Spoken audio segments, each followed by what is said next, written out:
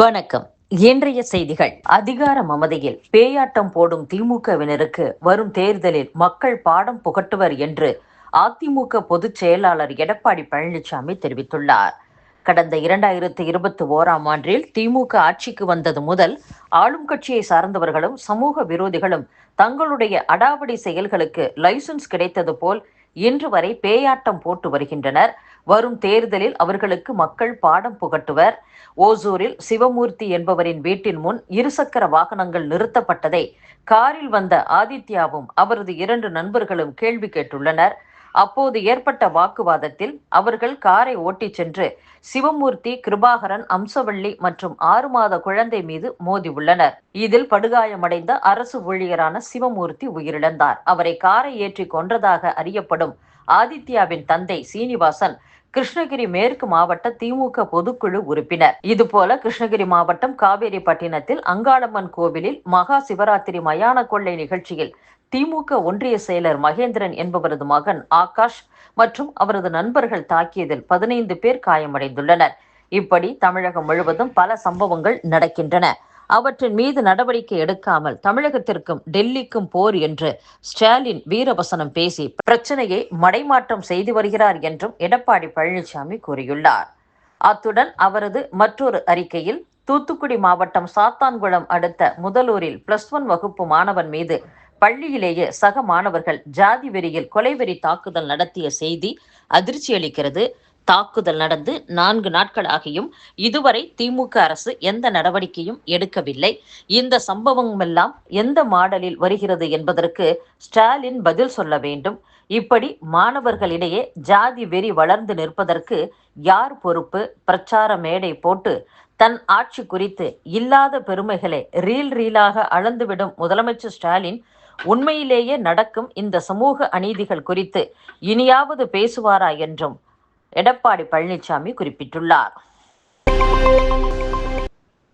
சட்டசபை தேர்தலில் நாம் தமிழர் கட்சி சார்பில் 6 தொகுதிகளுக்கு பிராமண சமுதாயத்தைச் சேர்ந்தவர்கள் வேட்பாளர்களாக அறிவிக்கப்பட்டுள்ளனர். சட்டசபை தேர்தலில் 234 தொகுதிகளிலும் நாம் தமிழர் கட்சி சார்பில் போட்டியிடும் வேட்பாளர்களின் பெயர்களை கடந்த 21ஆம் தேதி திருச்சியில் நடந்த மாநாட்டில் அக்கட்சியின் தலைமை ஒருங்கிணைப்பாளர் சீமான் அறிவித்தார்.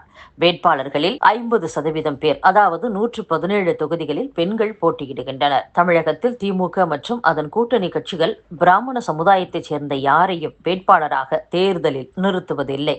அதிமுக, பாஜக போன்ற கட்சிகள் தான் ஒரு சில தொகுதிகளில் பிராமண சமுதாயத்தினருக்கு வாய்ப்பளித்து வருகின்றன. இந்நிலையில் நாம் தமிழர் கட்சி அறிவித்துள்ள வேட்பாளர்களில் 6 பேர் பிராமண சமுதாயத்தினர்.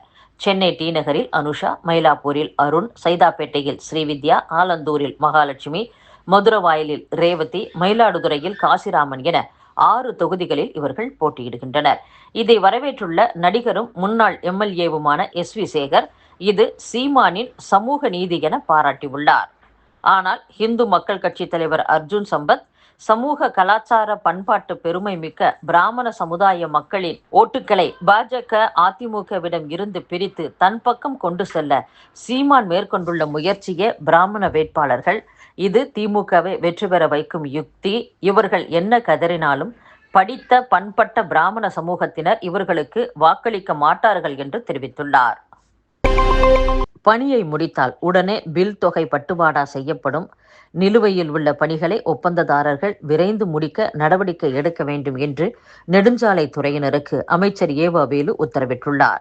சென்னை கிண்டியில் உள்ள நெடுஞ்சாலை ஆராய்ச்சி நிலையத்தில் நெடுஞ்சாலைத்துறை அதிகாரிகள், பொறியாளர்களுடன் அமைச்சர் வேலு ஆலோசனை நடத்தினார். அப்போது முக்கிய நெடுஞ்சாலைகளில் விபத்துக்கள் நடக்கும் 100 சாலை சந்திப்புகள் மேம்படுத்தப்பட்டுள்ளன. அப்போது பேசிய அவர், முக்கிய நெடுஞ்சாலைகளில் விபத்துக்கள் நடக்கும் 100 சாலை சந்திப்புகள் மேம்படுத்தப்பட்டுள்ளன. வேலை முடிந்தவுடன் உடனடியாக பணப்பட்டுவாடா செய்ய போதுமான நிதி உள்ளது. நிலுவையில் உள்ள சாலைகள், மேம்பாலம் உள்ளிட்ட பணிகளை சட்டசபை தேர்தல் அறிவிப்புக்கு முன்பாக முடிக்க வேண்டும். சட்டசபை தேர்தல் வருவதால் நெடுஞ்சாலைத்துறையினர் கவனமாக இருக்க வேண்டும். சாலைகளில் பள்ளங்கள் ஏற்பட்டால் உடனடியாக பேட்ச் ஒர்க் செய்ய வேண்டும். மற்ற துறைகளால் வெட்டப்பட்ட சாலை பள்ளங்களில் சீரமைப்பு பணிகளை விரைந்து மேற்கொள்ள வேண்டும். சாலை பணிகள் நடக்கும் இடங்களில் விபத்துக்கள் நடக்காமல் பார்த்து கொள்ள வேண்டும். இது தொடர்பான அறிக்கையை கண்காணிப்பு அதிகாரிகள் விரைந்து சமர்ப்பிக்க வேண்டும் என்றும் அமைச்சர் வேலு பேசியுள்ளார். பயங்கரவாதத்தை வேரோடு ஒழிப்பதற்கான நாட்டின் முதல் கொள்கையை மத்திய அரசு வெளியிட்டுள்ளது. பயங்கரவாதத்தை சகித்துக் கொள்ள முடியாது என்ற முழக்கத்துடன் பிரகார் என்ற பெயரில் வெளியாகி இருக்கும் அந்த கொள்கையில் பயங்கரவாத நடவடிக்கைகளை முன்கூட்டியே தடுத்தல், நிதி மற்றும் ஆயுத ஆதாரங்களை ஒடுக்குதல் குறித்து விளக்கப்பட்டுள்ளது. நம் நாட்டில் தங்கம் வெள்ளியின் இறக்குமதி அபாய அளவில் இல்லை. இதை ரிசர்வ் வங்கி உன்னிப்பாக கவனித்து வருகிறது என்று மத்திய நிதியமைச்சர் நிர்மலா சீதாராமன் தெரிவித்துள்ளார். தமிழகம் மற்றும் மேற்கு வங்கத்தில் கைதான வங்கதேசத்தினர் 8 பேரை மூளைச்சலவை செய்து இயக்கிய நபர் பாகிஸ்தானின் லஷ்கர்-இ-தொய்பா பயங்கரவாத அமைப்பின் தலைவர் ஹபீஸ் சயீத் மற்றும் மூத்த தளபதி ஜாகிவுர் ரஹ்மான் லக்வியுடன் நேரடி தொடர்பில் இருந்தது கண்டறியப்பட்டுள்ளது.